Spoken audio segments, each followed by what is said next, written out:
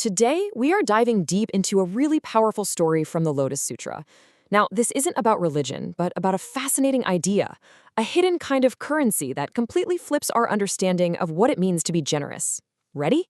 Let's get into it. But let me start with a question for you. What's an idea really worth when you share it? I'm not talking about money, but about its actual impact. I mean, can you even measure the amount of good it does? Just keep that in the back of your mind, because this ancient story has a pretty wild answer. So our story kicks off with a disciple named Maitreya asking the Buddha a question. He basically says, look, if someone hears this teaching and it clicks, if they feel this little spark of joy or understanding, what's that actually worth? How much good, how much merit do they create? It seems like a simple question, right? Well, the answer is absolutely mind-bending. To answer him, the Buddha doesn't just throw out a number. Oh no. Instead, he sets up this epic thought experiment. He tells Maitreya to imagine the most generous person you can possibly think of, doing the most unbelievable act of giving imaginable. First, you gotta understand the scale we're talking about. This benefactor, this giver, isn't just helping out a neighborhood or even a country. Their generosity covers 400 trillion Asamkaya worlds. And an Asamkaya is an ancient term for a number so big it's pretty much infinite. So we are talking about a truly countless number of worlds, all filled with living beings.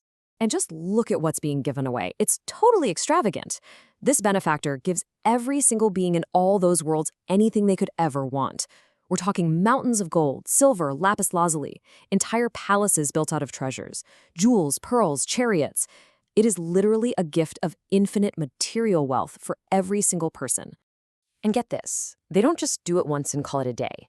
This unbelievable act of giving goes on, nonstop, for 80 years. Can you even imagine that kind of commitment? It's the absolute peak of charity. So after 80 years of this, the benefactor looks around at all the beings they've helped and realizes, okay, they're all rich, but they've also grown old. Their lives are finite, so he decides to give them something way, way more valuable than treasure. He teaches them. He shares the wisdom of the Buddha's path and personally guides every single one of those countless beings to the highest state of spiritual enlightenment, something called arhatship. In doing this, he completely frees them from suffering and the cycle of rebirth. So he didn't just make them rich, he actually made them enlightened. Okay, so let's just pause and take stock here. Our benefactor gave infinite wealth to a countless number of beings for 80 straight years. And then he personally guided every last one of them to supreme enlightenment. Surely this has to be the greatest good anyone could ever do, right? The merit from that must be completely off the charts. And this is where the story just takes a complete left turn. The Buddha says, yeah, the benefactor's merit is huge, no doubt. But then he brings up a second scenario and a comparison that changes absolutely everything. The Buddha says, now imagine something else. Imagine someone just hears a single verse of this same teaching and feels that spark of joy. Then they go and share it with a friend, and that friend shares it with another, and so on down the line. We're going to focus on the 50th person in that chain. So here's our big comparison. On one side, you have the cosmic benefactor with 80 years of unimaginable generosity, both material and spiritual. And on the other side, you've got the 50th person in a chain who simply heard a little piece of the teaching and thought, wow, that's amazing. I mean, the scale of their actions couldn't be more different. And then the Buddha drops the bombshell. He says that the incredible cosmic merit of the benefactor isn't even worth 100,000 millionth of the merit gained by that 50th person. It's not even in the same league. In fact, he says the difference is so gigantic you can't even describe it with numbers or metaphors. So how is that even possible? Why would the simple act of hearing and passing on an idea be so much more valuable than the biggest act of charity ever conceived? Well, the sutra gives a pretty profound reason. Okay, here's the core logic. The benefactor's gift, as amazing as it was finite. It happened. It was for a specific, albeit huge group of beings, and then it was over. It was complete. But the gift of wisdom, an idea that gets shared, that has no end. That 50th person can become the first person in a whole new chain, and that teaching can just keep spreading forever. Its potential for positive change growing with every share. And the scale of this is just staggering. I mean, if the 50th person's merit is already considered immeasurable, The Buddha says the merit of the very first person in that chain, the one who kicked it all off, is so much greater that you can't even begin to compare them. The simple act of sharing wisdom operates on a totally different plane of value. But the text doesn't even stop there.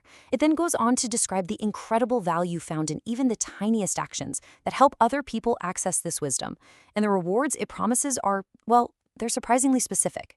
For example, the sutra says that if you just invite someone to go listen to a teaching and they actually go, you'll be reborn for lifetimes without any problems with your mouth or teeth. Your features will be beautiful, you'll have perfect lips, and you'll even have sweet-smelling breath. It's this really vivid, almost physical way of saying that the very words you use to share wisdom will themselves be blessed. And the value just keeps scaling up from there. Just showing up to listen for a moment, that grants you a better rebirth. If you're at a teaching and you give up your seat so someone else can listen, the merit from that is like being reborn as a heavenly king. And for the person who actually hears it, explains it, and practices it, their merit, once again, is just truly immeasurable. So, after all that, what is the big takeaway from this ancient thought experiment?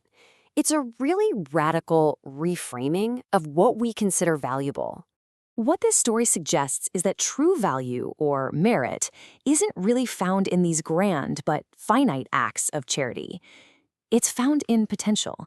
It's the spark that's created when an idea travels from one mind to another, igniting this chain reaction of understanding that can grow without any limits. Which, of course, brings us all the way back to that first question. The value of sharing a powerful idea is the infinite ripple it can create.